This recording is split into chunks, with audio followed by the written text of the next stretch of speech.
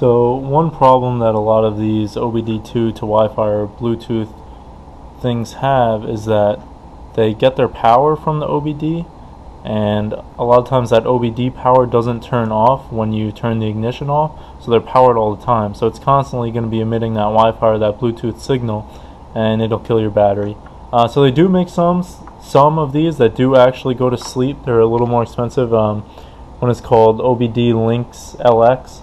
That's one. But if not, I'm going to show you a workaround. So as you see in this picture, if you peel off the sticker, there might be some screws that you can remove and get into it. Otherwise, mine did not. So I had to cut it here, as you can see.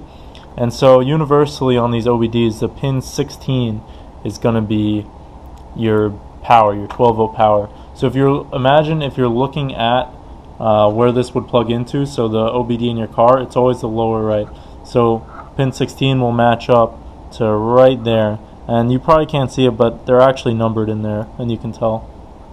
So what I did is I cut in here with a Dremel tool, and what I'm going to do is solder a wire on that and run that to a spare fuse port that powers on with the ignition, and I'm just going to break off that pin so that way it only turns on with the ignition. So as you can see here, I've soldered a 12 gauge wire onto that number 16 pin, and then over here all I did was take some needle nose pliers and twist back and forth on that 16 pin until it came out. So now it's not going to get power from the OBD port, but it's going to get power from this green wire here, which I'm going to put into a fuse tap. So as you can see here, I'm looking at the fuse panel behind the glove box. So I'm going to use one of these fuse taps. They sell them at AutoZone for like $6. As you can see, I already have one in there. So that's in number 18. That's where the cigarette lighter normally goes. That's where I'd recommend you put yours, and you just put an extra fuse in, but I've already got that occupied, so I'm going to put this new one down in one of these spare spots, and then I'm going to wire that to the OBD2 adapter. As you can see, I've got the OBD2 adapter plugged in, and I'm running the green wire. I'm going to make it look neat afterwards, but I'm going to run it along the bottom of the dash, pull it up in here. So this was 48 inches of wire, so as you can see, you probably only need 40 inches. And then I'm going to just put it in this butt clamp connector, and then hopefully it should be powered only when the car is on to avoid draining my battery. So right now I've got everything wired up. I have the key switched to the accessory position, so it's got power. And you can see on the tablet, looking for Wi-Fi, there it is. It's an open network called Wi-Fi OBD2. So everything's working. That solder job I did worked. Now we just need to mount the tablet. So I'm going to show you guys the setup that I'm using. So there are 3 pieces here. So all of these are made by Ram Mount. I'll link everything in the description. But first, this is the main mount itself. So it's a 1-inch ball hitch. Then we have this joiner right here. So it's like 2 female 1-inch ball hitch ends.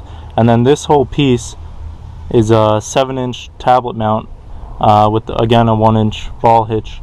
And yeah, so Ram has all kinds of different sizes if you want one of these just for your phone or for a larger tablet or whatever. That's it. So as you can see here, I'm going to mount it onto this shelf bracket that I've attached to my roll bars with 2 gear clamps. I did that in an earlier video about CB radios. You can check it out if you want to see how I did that. There's just a 48-inch shelf bracket. But so yeah, so basically I'm just going to put some nuts and bolts and secure this up there, and it'll kind of face me as I'm the driver.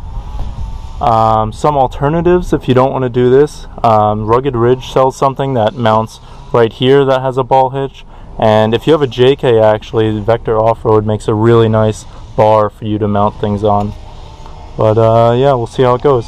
As you can see, I've got it all mounted, and now for running the power cord. So I'm plugging it into the cigarette lighter down here, and I'm going to route it up behind this thing right here. So if you take out these 3 screws and also the screw holding the visor, you can pop this plastic piece off and route them down below. Alright, I'm going to do a quick overview of the 3 apps that I have. I'm doing this inside, so it doesn't actually have the info from my Jeep right now. But so this is the Dash Command app. I chose it because it works with iOS devices. It did cost $10, and the Torque app is free, but that only works with Android. So some cool thing it has, all you're going to do is hit connect, and it connects. So it's got an inclinometer, a skid pad to show your G-forces. So it's got dashboard here, and it gives you all kinds of things: acceleration, power, torque, boost. You can just click on them and change them.